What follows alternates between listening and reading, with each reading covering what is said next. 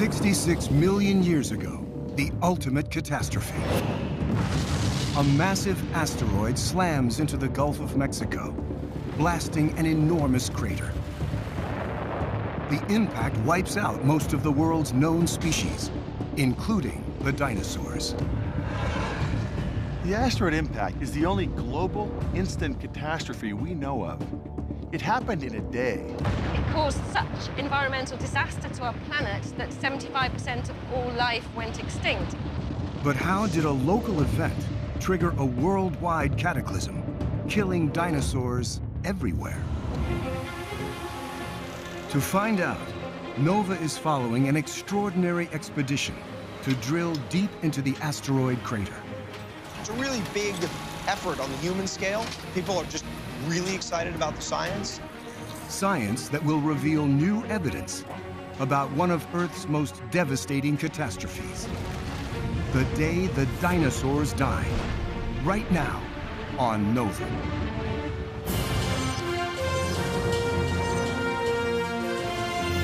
Major funding for NOVA is provided by the following.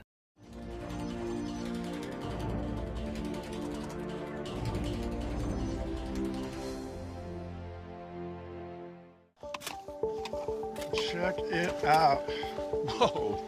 Horn 1, Horn 2, Horn 3. In the Badlands of North Dakota, a giant skull, long hidden, is unearthed. That's a lucky find to get the tip of the horn there. It belongs to a Triceratops, the most famous horned dinosaur. This skull is amazingly intact. You get the entire frill. Paleontologists Tyler Leeson and Kirk Johnson suspect they've just uncovered one of the largest skulls ever found of this plant-eating dinosaur. So here we're excavating a beautiful Triceratops skull. From the beak all the way to the back here, it's 6.5 feet long. You can see one of the brow horns right here. The other brow horn is sticking out right here. This is a piece that fell off. And then all the way back here, we have the big shield. From here all the way over to here, which basically means the skull is about 4.5 to 5 feet wide. This thing would have been probably about 4 or 5 elephants in size. An absolute monster of a Triceratops. Over 700 species of dinosaurs have been identified. For about 170 million years, these creatures ruled the Earth. Then suddenly, without warning, they vanished. To appreciate the extraordinary scale of this extinction, it's important to understand just how successful the dinosaurs were.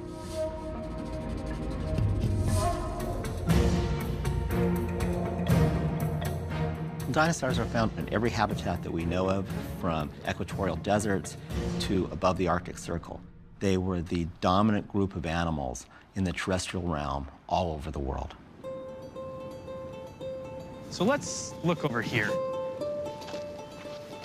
If you're looking for clues about the dinosaurs' fate, there's no better place to search than North America. In New Mexico, Steve Brusati and Tom Williamson want to know how dinosaurs fared during the Cretaceous, an era lasting 79 million years. That's bow? Yeah? Yeah? Okay. Whoa. Got a bow and layer. Check this out. So this area here was a dinosaur paradise during the late Cretaceous period, so the final 10 million years or so of the time of dinosaurs. And so at this site right here, we have a lot of different bones. It's a bone from the backbone of a horned dinosaur. This is probably Pentaceratops, which means 5-horned face, 2 brow horns, a nasal horn, and then a cheek horn on each side. Pentaceratops, a plant eater, is a cousin of Triceratops. Pentaceratops was the main plant eater on the landscape. These were the cows of the Cretaceous. They would have been everywhere. But there were other plant eaters too. It was incredibly diverse. Now, the things that were feeding on those plant eaters were some of the most famous dinosaurs of all, the Tyrannosaurs. So we have T-Rex here in New Mexico.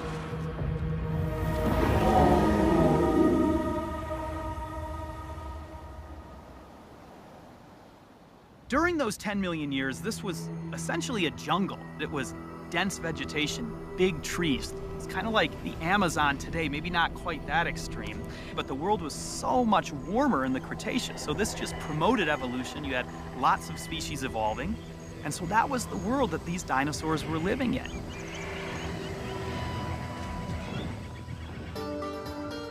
But the long reign of the dinosaurs was about to end.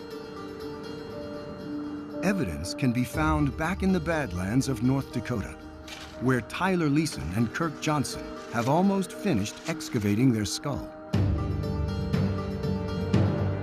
Triceratops were some of the last dinosaurs to roam the Earth. A clue to their fate lies in a rock formation called Hell Creek, deposited between 68 and 66 million years ago.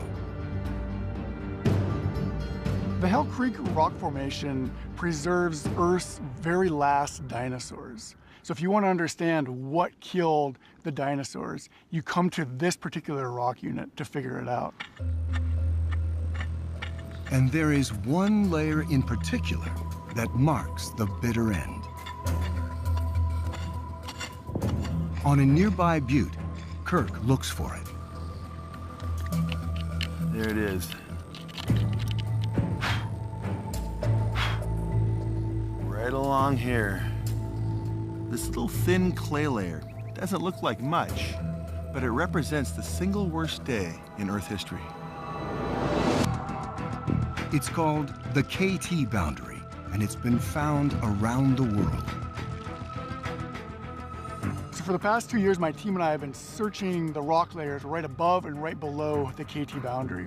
And we found Triceratops, duckbill dinosaurs, T-Rex, Thescelosaur, any number of dinosaurs right below the KT boundary.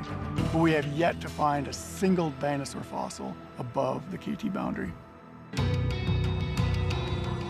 What could have happened at the boundary to wipe out dinosaurs around the world? The first clue was found in 1980, when geologist Walter Alvarez and his father Louis, a physicist, tested clay from the boundary. The results stunned them. The layer contained a huge spike in iridium, an element that's rare in the Earth's crust, but common in space rocks. And they realized this must have been one really big meteorite, an asteroid, that had hit all at once and spread iridium dust all around the planet. Once they thought of that, they said, wow, that means the giant asteroid happened right when the dinosaurs went extinct? It was a radical idea. But how big would an asteroid have to be to end the reign of the dinosaurs? The Alvarez team calculated that the asteroid was almost 7 miles wide. Traveling at over 40,000 miles an hour, it exploded with the energy of billions of atomic bombs. As molten debris, fire, and smoke enveloped the planet, nearly 75% of all known species were wiped out. It was the first compelling theory for how the dinosaurs died.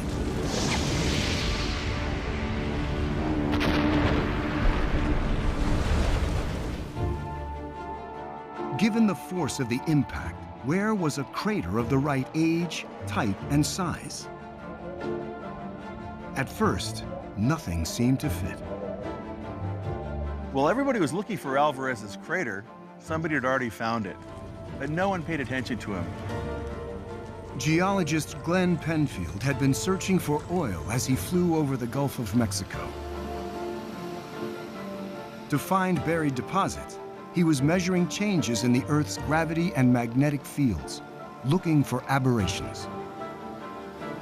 On one of these flights, he came back and mapped the patterns he saw, and what he got was this amazing, giant circular anomaly, which he interpreted to be a giant buried crater.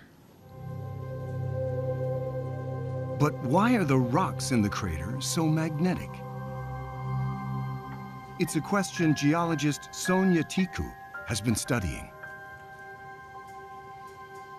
when the impact took place. It introduced a lot of heat and a lot of shock pressures into the rocks that were there. This one got so hot that it completely melted. And here's a rock that simply broke apart from the force. Maybe it was a little farther away. So whenever these rocks melt and they cool down again, they form these magnetic minerals in the rock that can make them so magnetic that they can move a compass needle. But the rock that broke apart doesn't move the needle at all. So a great contributor to the discovery of this crater was the fact that you had this anomalously strong magnetic signal from these very strongly magnetized molten or formerly molten rocks. In 1991, scientists finally determined that the crater was the right age and size for the asteroid impact. It was named Chicxulub, after a nearby town. But finding the crater only raised new questions. How did the impact unfold? And why did a local catastrophe trigger a global mass extinction, killing dinosaurs everywhere? To find answers, a team of scientists has come to ground zero. From a huge rig towering over the buried crater, they'll drill deep into the earth. Overseeing this multi-million-dollar operation is geophysicist Joanna Morgan. Everybody wants to know, what killed the dinosaurs. This particular event led to our own evolution, so it's the most important event on Earth in the last 100 million years. Here we go. Her co-leader is Sean Gulick, a marine geologist. This is the ultimate test of some ideas. And they're not only my ideas, they're all the ideas of people who've been modeling how impacts work and modeling how the extinction happened. But without some samples from ground zero, we can't really test them. And so we're investigating how this impact occurred and how it impacted life on the planet and how it led to such mass extinction. On an earlier expedition, the team measured the buried crater to figure out the best place to drill. We're looking for impact features. And so we basically take sound energy, we send it down into the subsurface, and it bounces off layers and comes back and makes us a picture. The asteroid had punched a hole nearly 20 miles deep, gouging a crater 124 miles wide. Over 40,000 cubic miles of rock were displaced, rising into towering mountains. So this is an absolutely amazing event. Mountains like the size of the Himalayas were formed in seconds. As the mountains collapsed, they formed what's known as a peak ring, found only in the largest of supercraters. It's the only peak ring left on Earth. The next nearest is on the Moon.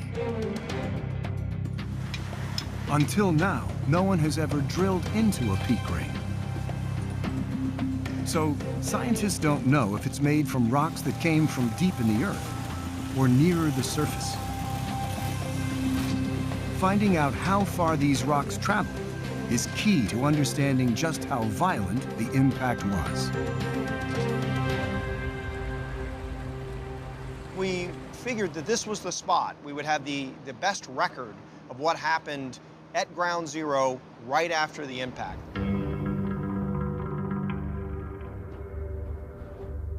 To grasp the enormity of the Chicxulub blast, Sean visits Meteor Crater in Arizona. This simple crater here was created by about a 150-foot asteroid impacting the Earth about 50,000 years ago. It's about a mile across. So while this looks like an enormous crater in human terms, it's actually of the smallest class because it's just a simple bowl. And we can see that there's been no rebound in the center of the crater. Although there's no peak ring like Chicxulub's, the impact was still violent. So it comes in at something like 26,000 miles per hour. It hits this spot, and it actually vaporizes and ejects most of the material that's inside the crater itself. The intense heat of the fireball sent shock waves traveling over 12 miles from the blast. Gale force winds raged up to 24 miles away. So it would have been a really dangerous thing locally, but certainly not a global event 50,000 years ago. If this is what a 150-foot asteroid can do, imagine one over 7 miles across, with a crater 100 times wider. Back at the Chicxulub drill site, the team is working round the clock. To get to the buried crater, they must first drill through nearly 2,000 feet of limestone sediments. Only after crossing the KT boundary and broken melted impact rocks will they reach the mountains of the peak ring. An underwater camera shows the drill encased in a pipe as it bores through the seafloor. After reaching a certain depth, it's time to alter the drill and start collecting rock samples. This is the drill bit. Each one of these little nodules is an industrial diamond. So as this drill bit spins, it basically cuts away a donut. This kind of drilling is actually coring. So the teeth, or if you will, are on the sides of the bit, and there's a hole in the center. So as we're drilling down, we're literally collecting a column of rock, and as we go further down the borehole, we go further back in time, until we actually get to the moment of the impact, about 66 million years ago. And then beneath that, everything is in the crater.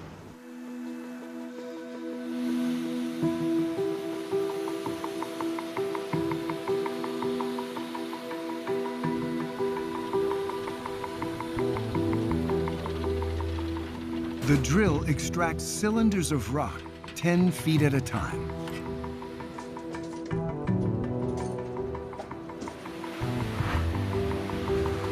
Okay, so this is the first full core of the expedition, we're excited to say. This core contains limestone sediments laid down for millions of years after the impact.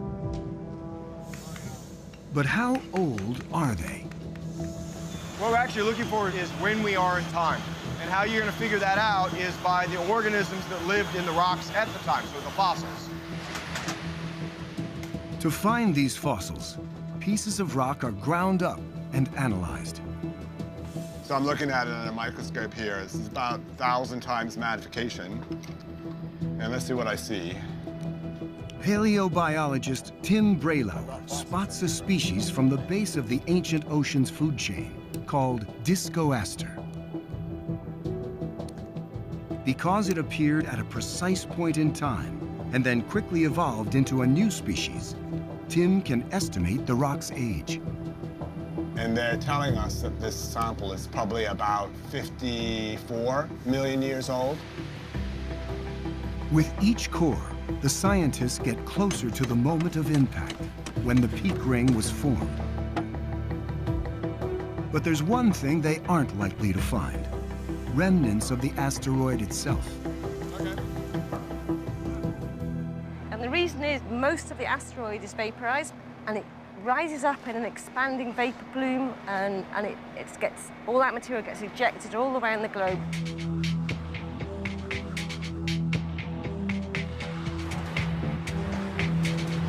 After weeks of coring, Tim Braylau searches for fossils to see how much progress they've made.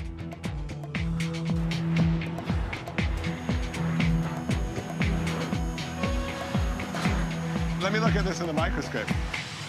I would say somewhere between 64.5 million years ago and 63.5. Wow. In just 10 feet, they've drilled back 10 million years. We've been stuck in the same zone for a while, going forward very slowly, and then all of a sudden, boom, big jump in time.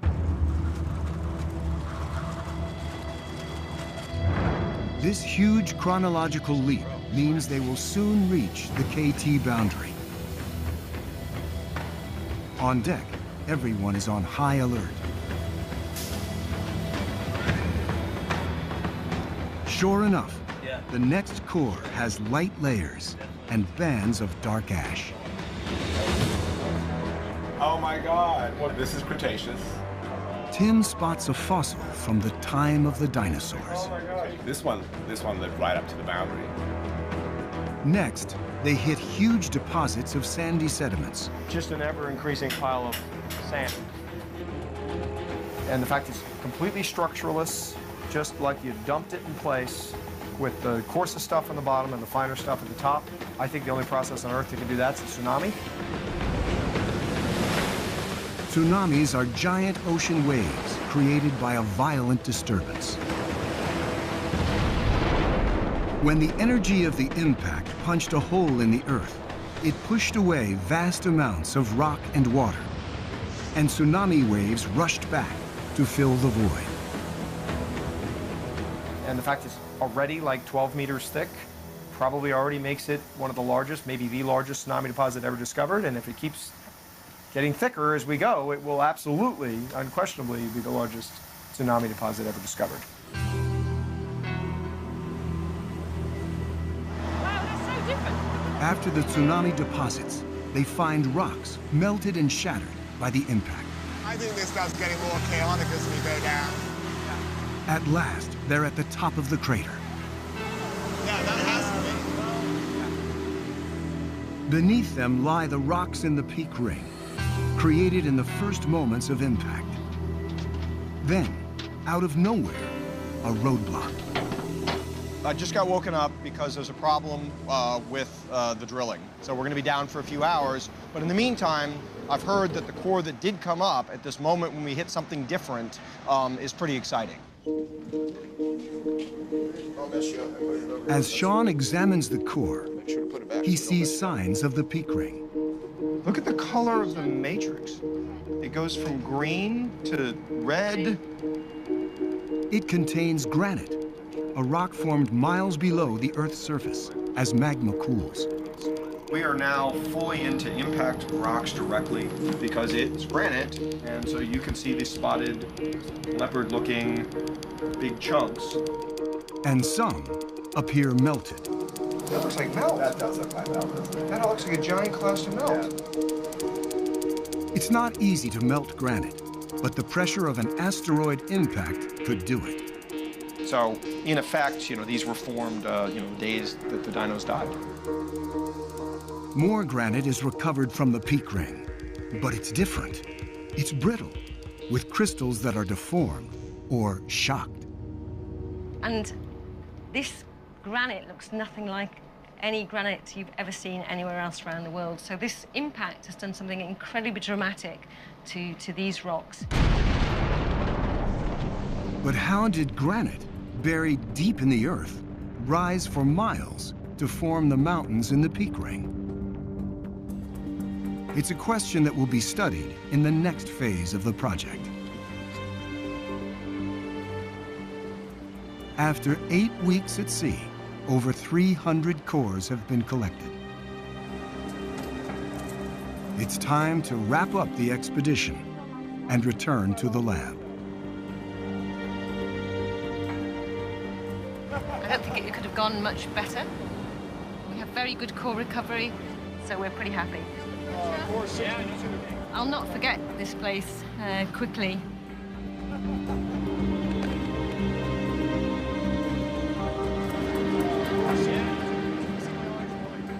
Once the cores are fully analyzed, the team hopes to understand exactly how the impact unfolded and turned into a global catastrophe.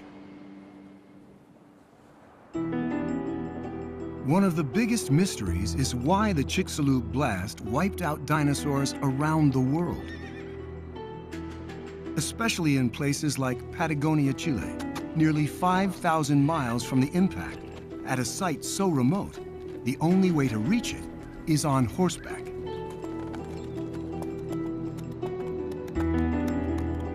Here, Marcelo Lepe has found dinosaur bones at the tip of South America. This place is known as the Valley of Dinosaurs, one of the southernmost places with dinosaurs in the earth. It's literally a bone bed of 6 kilometers long, so it was full of life. Most of these bones comes from one special type of dinosaur, a plant eater. It's hadrosaurs, duck-billed dinosaurs. Hadrosaurs were one of the most common dinosaurs to roam the planet. After conquering Europe, Asia, and North America, they headed all the way south. When they arrived here, this valley was a river delta. The changing climate and falling sea levels created a land bridge, letting hadrosaurs even reach Antarctica. The changing conditions were not a problem for the group of hadrosaurs. They conquered a lot of environments. They moved around the world. Not only did dinosaurs conquer every corner of the Earth, they grew to extraordinary sizes. One of the biggest ever found also lived in Patagonia. This titanosaur weighed over 70 tons and was longer than 3 city buses. So how did the asteroid blast seal the fate of dinosaurs thriving far from Chicxulub? It's a question scientists hope to answer in Bremen, Germany, where the columns of rock, one after another, have been laid out on the floor.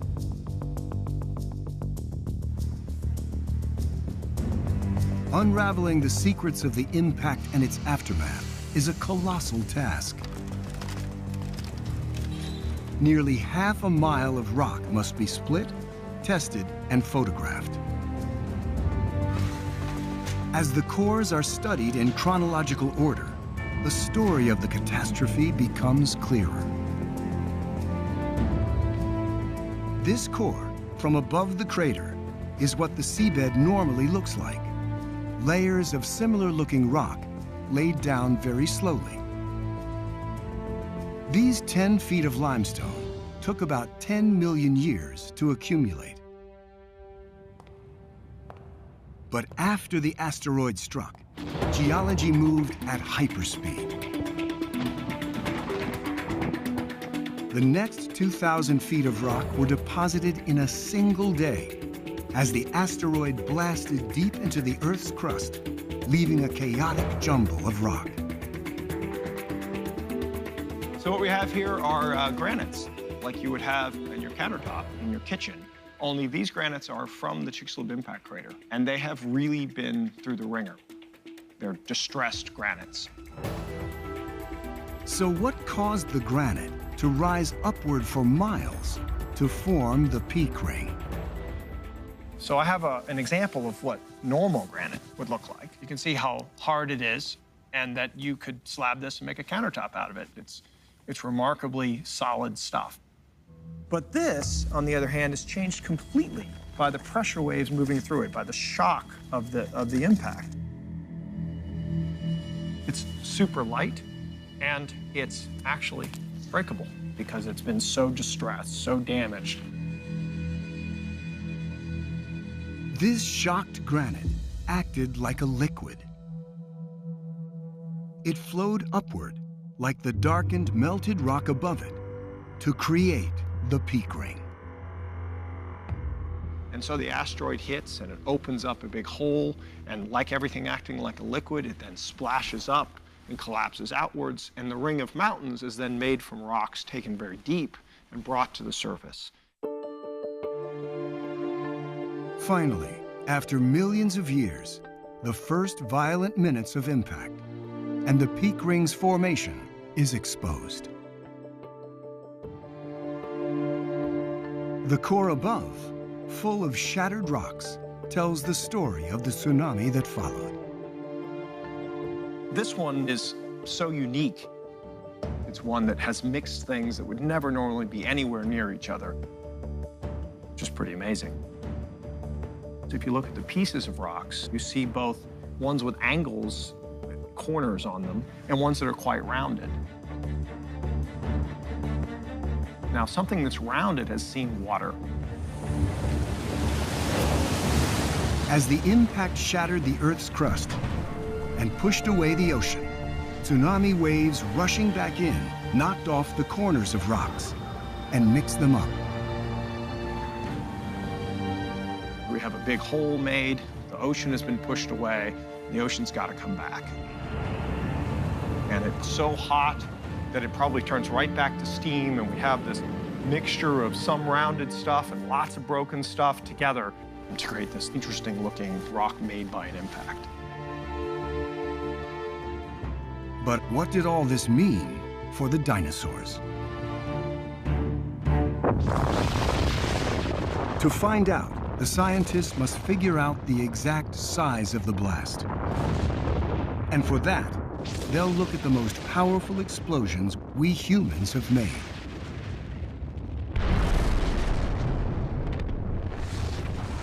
This is the Nevada test site, where nearly 900 nuclear bombs were detonated.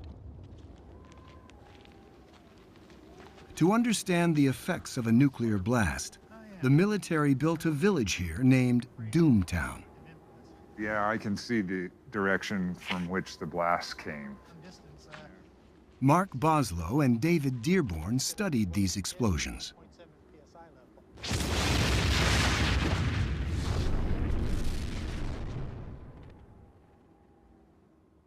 Tests like this are really important. Those of us who work on asteroid impacts, we naturally started comparing them to nuclear explosions. It's a similar phenomenon. Most of the damage is done by the fireball and the heat that is generated, or the blast wave as it goes by.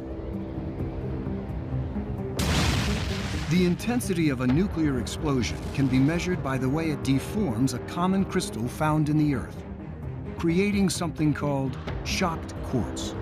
The pressure is so high in a shock wave from a nuclear explosion that it actually exceeds the strength of a crystal. So it squeezes the crystal. When the crystal is squeezed, it has to fragment, it has to distort, and that's what shocked quartz is. Quartz was found at Chicxulub.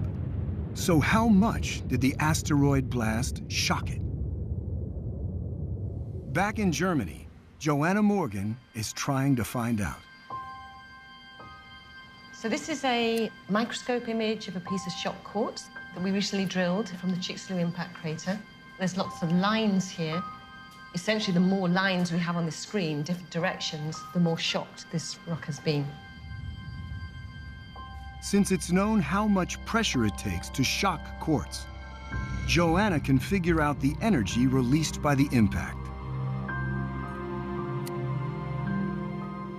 This event was equivalent to about 10 billion Hiroshimas. Absolutely enormous. I mean, the biggest event in the last 100 million years, the most, catastrophic thing that happened to the Earth. Using clues from the cores and computer models, the team can now accurately reconstruct the Chicxulub impact. It begins with a massive asteroid, 7.5 miles wide, heading towards Earth at over 40,000 miles per hour.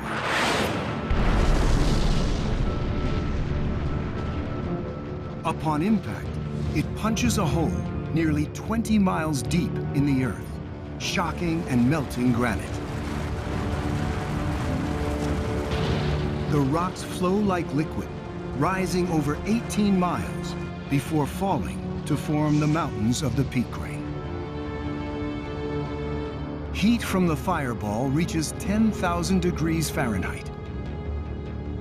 It creates a shock wave, which travels faster than the speed of sound, generating hurricane-force winds. Within 600 miles of the impact, everything is decimated. So what happened to the dinosaurs living in New Mexico? Standing out here is really hard for me to imagine what it would have been like on that day 66 million years ago when everything changed. So when that day started, this whole area here would have been teeming with dinosaurs.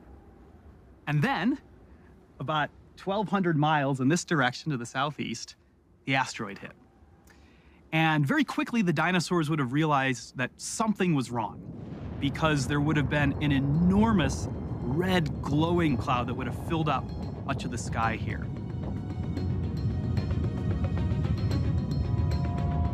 That wouldn't have really affected the dinosaurs very much. They would have seen it, but it wouldn't have hurt them.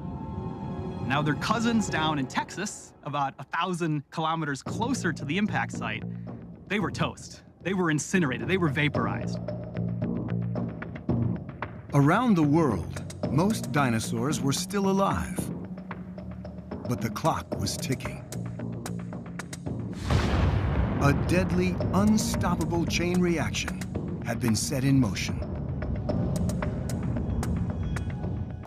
And there's one core from the crater which reveals how the Chicxulub impact became a worldwide disaster. It's full of dust, melted rocks, and debris from the impact. So we are now at the top of the boundary layer. So this is sort of the end, if you will, of the tsunami deposition. And then we end up in a sort of a dark band here. And what we think these are is the initial falling out of the sky, basically, of the larger particles. Probably things that came out of the vapor plume, made a trip all the way around the world before raining back down into the crater. When the asteroid vaporized, it produced this huge plume of rock vapor that expanded upward at very high velocities and outward over the planet. And as it went up, it cooled and formed tiny little spheres about the size of a grain of sand. Now, when these things re-entered the atmosphere, they got hot again from the friction of the air, just like shooting stars. But if you were standing on the ground and looking up, there was an incredible number of shooting stars, so much they didn't look like individual stars. They looked like a sheet of red-hot lava far above you, glowing from all directions. And the glowing hot lava was emitting an amount of energy that's a few times larger than the sun. In New Mexico, dinosaurs may have escaped the initial blast, but that rain of molten debris would prove even more deadly. Computer models show that just 11 minutes after impact, the skies began to darken. It wasn't really a case of fire and brimstone raining down from the heavens. It was more a case of all of that stuff heating up the atmosphere and turn the atmosphere into a giant radiator. For several excruciating minutes, the sky radiated searing heat. On the ground here, it would have been as hot as a pizza oven. And so that would have destroyed a lot of the dinosaurs, but it also would have started wildfires. Temperatures soared and smoke filled the skies. Soot and charcoal found in KT boundaries suggest that much of the world burned. The fire was started everywhere, which causes what's called a mass fire. The mass fires can be much hotter than a normal fire. All the leaves on the ground caught fire, leaves on the trees caught fire, the underbrush caught fire. There's winds at hurricane speeds rushing into the fire, drawn upward into the rising flames, and they consume everything. And this vapor quickly spread across the planet. It probably only took a few hours for it to reach the farthest reaches of the Earth. The disaster was now truly global. Even creatures in the sea couldn't escape. Oceans don't usually burn, but they can turn deadly. Clues to how the ancient ocean changed can be found behind a shopping mall in New Jersey, in an abandoned quarry. Here, paleontologist Ken Lacavera has been working at a fossil site that offers a glimpse of life in the oceans before the impact. As we go down this road, we go millions of years back in time. When we're down at the bottom of the quarry here, we're right at 66 million years ago. Back then, when dinosaurs ruled, the world was warmer and sea levels much higher. So this is all underwater at the time. If you look up over at the tops of those tallest trees, about 75 feet above us, that's about the level of the ocean 66 million years ago. At the bottom of the quarry, Lacavera has found fossils of ancient sea creatures that thrived during the reign of the dinosaurs. We find the remains of mosasaurs here. Mosasaurs are giant marine lizards as long as a bus. They have paddles for limbs. They have a 6-foot jaw and with these really ferocious teeth. And it would fit into its mouth here along with scores of other teeth.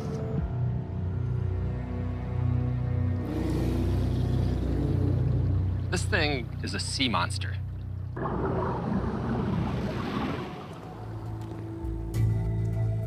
Scientists have excavated over 25,000 fossils at this site. On display in a nearby warehouse, they provide a snapshot of how the ocean changed. What it shows us is how a marine ecosystem can collapse during a mass extinction event.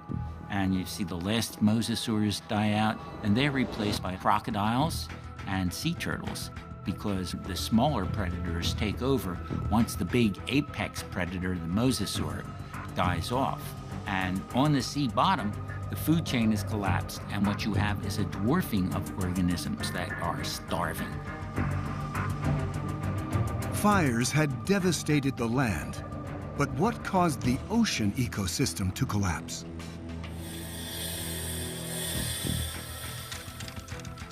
The answer may come from something missing in the cores.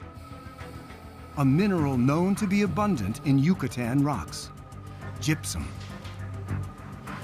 This is gypsum.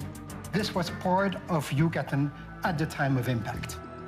If we look at the core that we've recovered from the Chicxulub crater, we do not find any gypsum. It's all gone. It's supposed to be full of it, but it's not, which means that almost the entire sequence of gypsum that was present at the time of impact went into the atmosphere. Gypsum contains sulfur. When these particles reach the upper atmosphere, they block the sun and cool the Earth. And we see this in volcanic eruptions. So when there's a major volcanic eruption, the next year, frequently there's a year without the summer because the sulfur aerosols are still up in the atmosphere reflecting sunlight back into outer space. When it finally rains out, it's going to create sulfuric acid. This devastated coastal waters, lakes, and rivers as they turned acidic. But the darkness that preceded this rain of acid dealt a far more lethal blow. This material, vaporized by the impact and released into the atmosphere, is the killer. The dust, sulfur, and soot blocked out the sun. Photosynthesis stopped on land and in the sea as darkness prevailed. It was probably less than the light that you get on a moonless night. Because there's no light reaching the ground, it would have also gotten very cold. And within a few days, the temperatures would have dropped below freezing.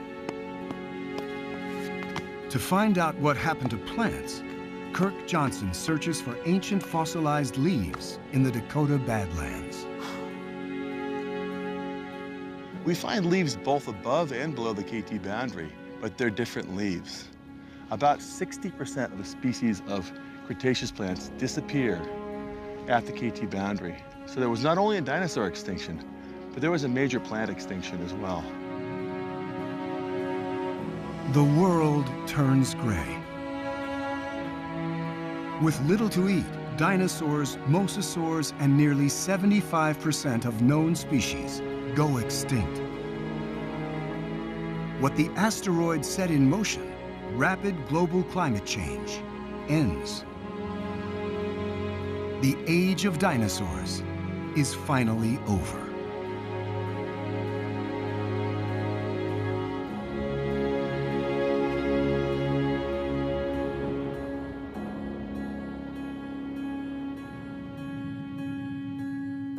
So how long does it take for life to recover?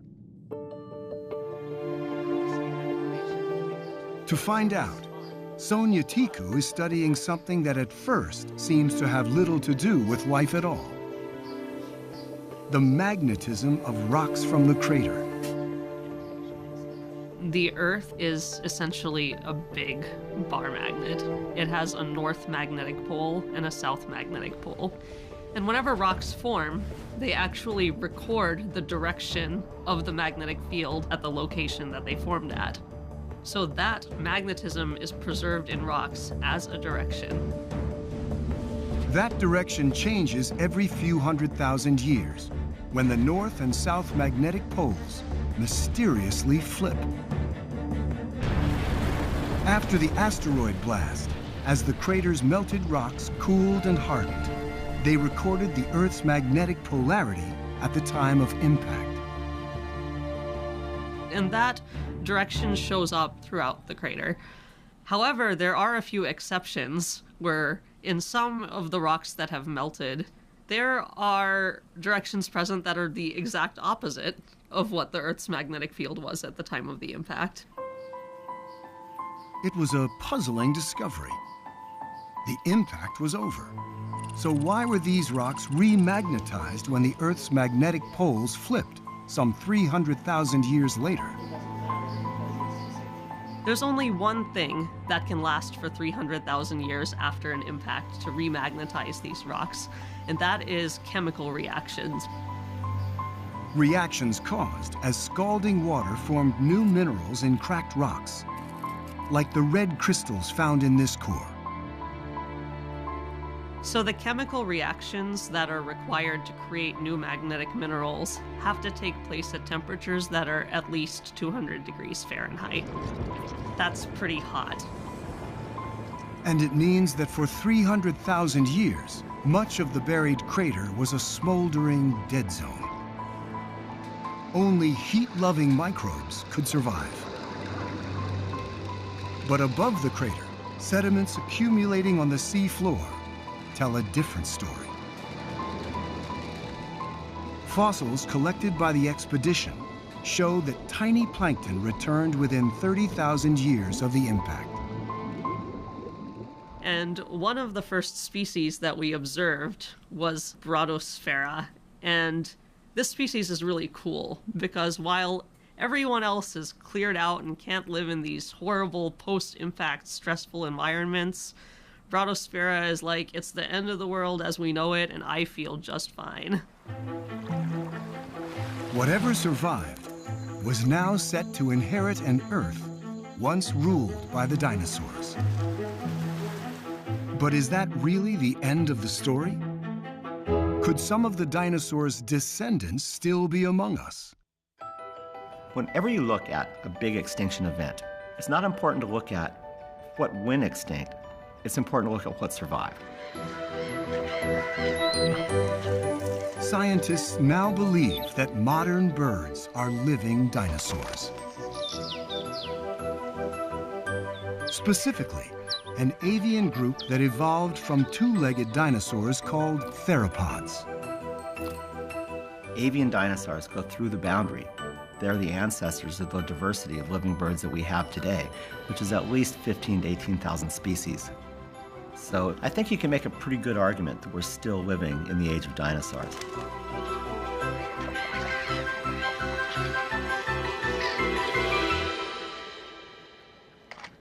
As for our mammal ancestors, how did they avoid extinction? On the tip of my finger right here is a lower tooth of something called Mesodma. There's a little guy who's probably about the size of a mouse. This is one tough little mammal known to survive through the global devastation. It's a blade-like tooth. It was able to feed on things like insects and seeds, so it didn't have to rely on photosynthesis. Mammals, which had been small-bodied things, rarely larger than raccoons, suddenly found themselves without any competition. And those animals rapidly evolved. And within 10 million years of the extinction of the dinosaurs, there were mammals that were as large as some dinosaurs. Without the mammals surviving through the extinction, we wouldn't be here, because one of those groups of survivors was our own ancestors. They're among those very few mammals to survive through that extinction event. But chance also helped us. If the asteroid had hit just a few seconds earlier or later, it might have been a very different story. A story that might never have included any of us. Where it hit was particularly disastrous for life. Lots of this volatile material got kicked up into the atmosphere. And if it had just been slightly different timing relative to the rotation of the Earth, it could have hit the Atlantic Ocean or the Pacific Ocean. And if it hit one of those instead of Mexico in between, that event might not have been significant enough to actually have ended the age of the dinosaurs. And in fact, possibly we might not have grown to take over the planet. Modern humans have only been around for about 300,000 years. The question is, can we last even a fraction of the multi-million-year reign of the dinosaurs?